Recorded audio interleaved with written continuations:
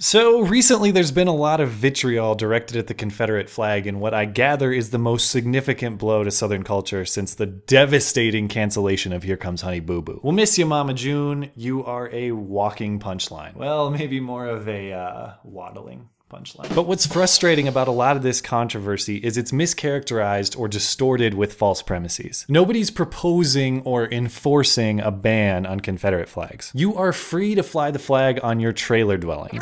You are free to fly the flag on your humble abode. You are free to drape the flag near your truck's testicles. You are free to use the flag as a placemat for your KFC bucket. Nobody is proposing a restriction on your ability to do any of those things, and indeed, in the United States under our Constitution, they cannot anyhow. I know Walmart might be your only source of merchandise, but an item not being available at Walmart is not the same thing as that item being legally banned. When it comes to flags, you still get to express yourself and express your pride in any fashion you choose. But here in the United States, the choice to express yourself carries a wonderful burden. The burden of scrutiny and ridicule. You see, that's the beauty of free expression. You get to state your idea, and everyone else gets to praise its merits or rip its hilarious inadequacies. Now, oftentimes that process is formal and elegant, like a New York Times op-ed or a presidential debate, and sometimes that process is wonderfully blunt and clever comedy. Now, the latter took place in South Carolina a few days ago, and that's the case I want to highlight for you. In response to the state of South Carolina's decision to remove that flag from its Capitol grounds,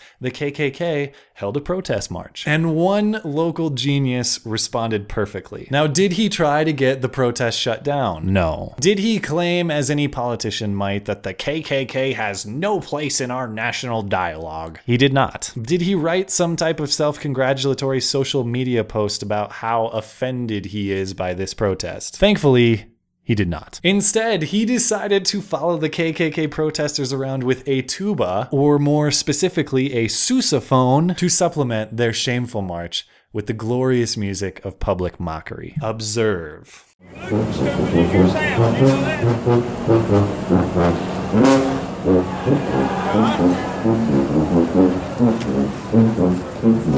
Alright, quick public service announcement. When recording something of public significance, go ahead and take that extra second and turn your phone sideways, as is the orientation of every goddamn screen in the universe. Remember, kids, only you can prevent insufferable YouTube videos. Now, poor filming job aside, this sousaphonist is a hero of the way freedom of speech and expression ought to work. And this is a major point of disagreement with me and some of the fringe modern left. Suppression of offensive speech or ideas is not the answer. As unpleasant as it may be, KKK marches are exactly the type of speech that we need the First Amendment to protect. We don't need the First Amendment to protect messages like this. Everything is awesome.